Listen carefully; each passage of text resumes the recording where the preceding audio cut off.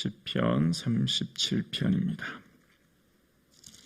조금 긴 본문입니다. 우리 함께 1절부터 살아계신 하나님의 말씀을 천천히 함께 고백드리겠습니다. 함께요.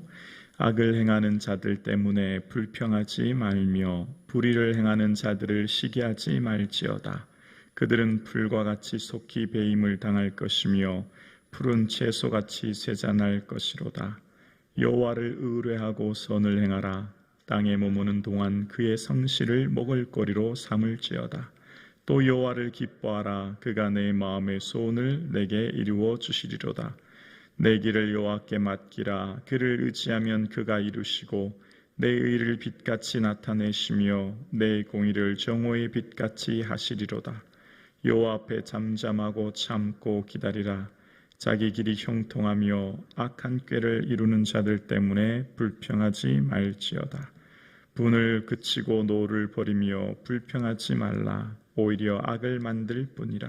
진실로 악을 행하는 자들은 끊어질 것이나 여호와를 소망하는 자들은 땅을 차지하리로다.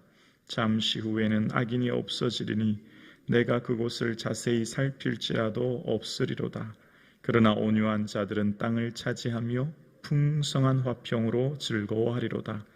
악인이 의인치기를 꾀하고 그를 향하여 그 의의를 가는도다. 그러나 주께서 그를 비우시리니 그날이 다가옴을 보심이로다. 악인이 칼을 빼고 활을 당겨 가난하고 궁핍한 자를 엎드려뜨리며 행위가 정직한 자를 죽이고자 하나 그들의 칼은 오히려 그들의 양심을 찌르고 그들의 활은 부러지리로다.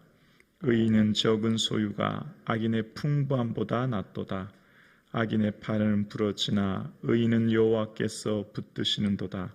여호와께서 온전한 자의 날을 아시나니 그들의 기업은 영원하리로다.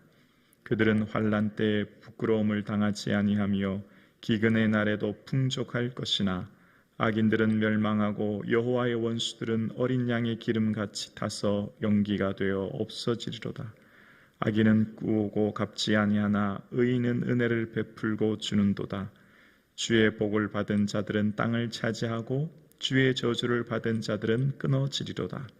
여호와께서 사람의 걸음을 정하시고 그의 길을 기뻐하시나니 그는 넘어지나 아주 엎드러지지 아니함은 여호와께서 그의 손으로 붙드심이로다. 내가 어려서부터 늙기까지 의인이 버림을 당하거나 그의 자손이 걸식함을 보지 못하였도다. 그는 종일토록 은혜를 베풀고 구워주니 그의 자손이 복을 받는도다.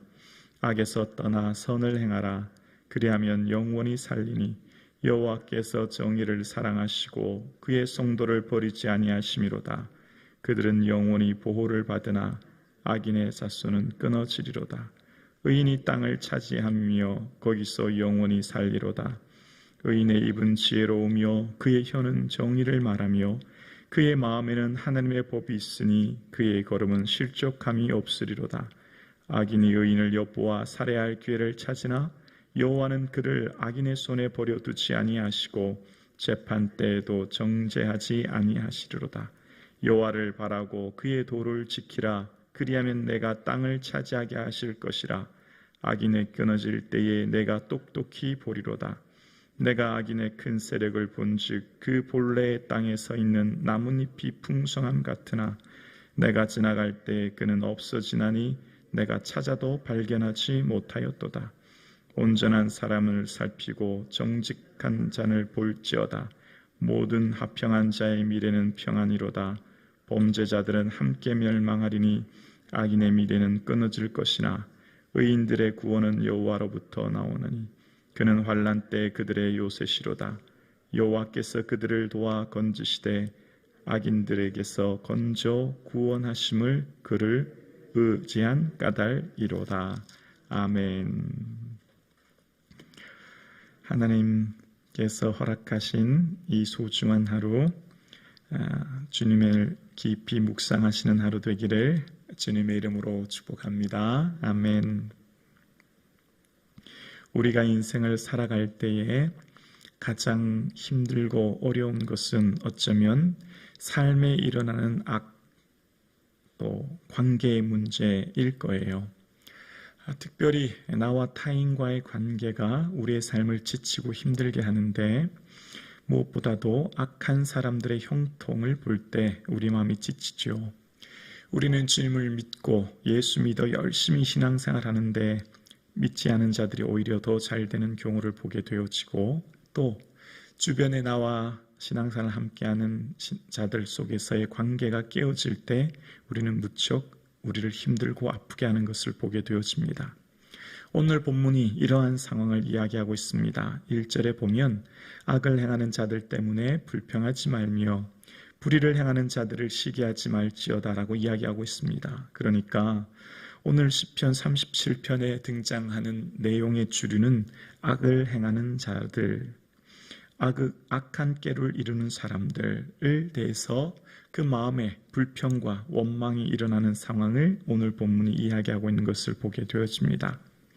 그러니까 이 37편을 묵상하고 있노라면 다윗의 생애 중에 특별히 한 장면이 생각이 납니다. 다윗이 사울 왕에 쫓기고 있을 때 놉당으로 도망가게 되지요. 그때 놉당에 제사장 아히멜렉이 있고, 그때 다윗은 먹을 것이 없어 그곳에서 떡을 얻게 되어지고, 또 무기가 없는 터라 무기를 구했을 때 골리앗의 칼을 얻게 되어집니다. 그렇게 놉당에서 제사장 아히멜렉의 도움을 받고 이어 블레셋 땅으로 도망가고 다닐 때 다시 이 사실을 에돔 사람 도액이 사울에게 알리게 되지 않습니까? 그러니까 이후에 사울 왕이 그곳을 찾아갑니다. 어떻게 해서 다윗을 숨겨주었느냐, 나중에 매복해서 나를 죽이려고 너도 그랬느냐. 그럴 때 아히멜렉이 다윗같이 충실한 신하가 어디 있습니까? 다윗은 왕의 사위가 아닙니까? 다윗은 왕의 호위대장이 아닙니까? 다윗은 참 존귀한 자 아닙니까? 그런 얘기를 들을 때 사울 왕이 막 분노합니다. 그리고 호위병들을 통해서 제사장 아히멜렉을 죽이라고 하지요. 근데 두려워합니다. 그 하나님이 세우신 제사장이거든요. 싫어하지요.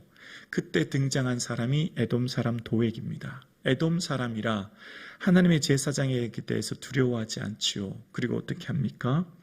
놉당에 있는 남녀, 어린 나이, 젖먹이까지, 소와 양과 나귀까지 85명을 그 자리에서 죽입니다.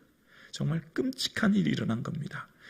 남녀, 어린 나이, 그리고 젖먹이까지라는 표현 속에서 여러분 생각해 보십시오. 이제 갓 태어난 몇 개월 되지 않은 신생아, 그 꼬마아이가 무슨 죄가 있겠습니까? 그 아이를 비참하게 피비린내 나는 그 사륙의 현장이 일어난 겁니다. 그리고 유일하게 한 사람, 아히멜렉의 아들 아비아달이 살아서 다윗에게 옵니다. 다윗이 그 얘기를 들었을 때 얼마나 마음이 아팠을까요? 자기를 숨겨주었다고 하는 이유 때문에 그 제사장 전체가 몰살당했고 또 젖먹이까지 죽었다는 그 얘기를 들었을 때 다윗이 내 아버지가 죽은 것은 나의 탓이로다, 그 얘기합니다. 너가 얼마나 마음이 아프냐. 내 잘못이다. 내가 놉당에 가지 않았다면, 내가 그 제사장 아비아데 가지 않았다면 이런 일이 없었을 텐데 라고 하면서 고통스러워합니다. 아마 저는 오늘 이 본문의 배경이 그런 상황 아니겠나 생각되어집니다. 하나님, 악인들이 형통하고 악인들 때문에 내가 견딜 수가 없습니다. 어떻게 젖먹는 어린아이까지 비참하게 죽을 수 있단 말입니까? 하나님의 기름 부은 제사장을 어떻게 두려워하지 않고 그렇게 죽일 수 있단 말입니까? 그런 마음의 불평, 그 원망이 일어나는 상황이 다윗의 삶에 있었고, 그럴 때 오늘 본문은 2절에 이야기합니다. 그들은 풀과 같이 속히 배임을 당할 것이며 푸른 채소같이 쇠잔할 것이로다. 여호와를 의뢰하고 선을 행하라. 땅에 머무는 동안 그의 성실을 먹을거리로 삼을지어다. 악한 자들의 특징은 풀같이, 푸른 채소같이 쉬세잔할 것이니 그 사람들 더 이상 바라보지 말라라는 겁니다. 그리고 7절에 보면 여호와 앞에 잠잠하고 참고 기다리라 라고 이야기합니다. 또 자기들이 길이 형통하여 악을 꾀하는 자들 때문에 불평하지 말라는 거예요. 1절에서 9절까지 반복해서 등장하는 말이 있습니다. 불평하지 말라는 거예요. 그들 때문에 더 이상 노와 분을 그치고 불평하지 말라는 거예요. 8절에 보면 오히려 그것이 내게 악을 만들 뿐이라는 겁니다. 그러니까 지금 다윗의 생애 동안 악한 자들 때문에 마음이 괴롭고 고통스러울 때 그들 때문에 불평하지 말라라고 이야기합니다. 신앙생활하며 또 사회생활하며 이 세상을 살아갈 때 악한 자들을 보며 또 타인과의 관계 속에 마음이 무너지고 아플 때 잠잠하고 참고 기다리라는 겁니다. 왜 그렇게 해야 되는가라고 하는 이유가 4절에서 6절에 등장하는데요. 우리 4절에서 6절 함께 읽을까요? 시작. 또 여호와를 기뻐하라. 그가 내 마음의 소원을 내게 이루어 주시리로다.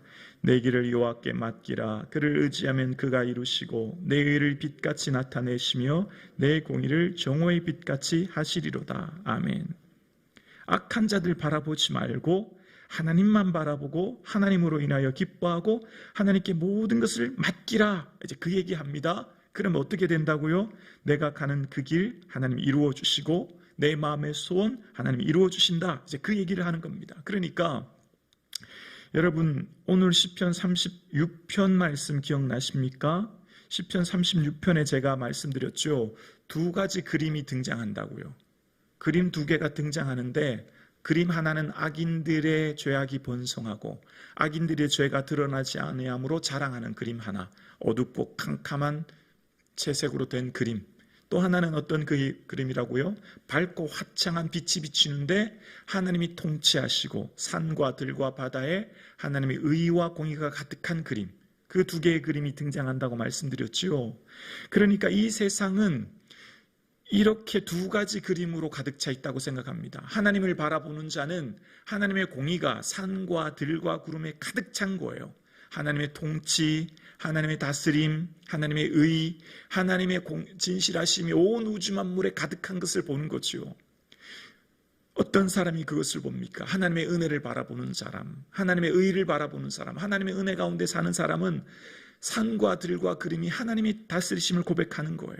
그러니까 이 세상을 살아갈 때 내 믿음이 나약해지고 내 마음이 낙심되면 세상의 악한 자들 보게 되어지고 불평거리를 보게 되어지고 세상의 것들 보게 되어지면 세상이 점점 어두워집니다. 캄캄해집니다.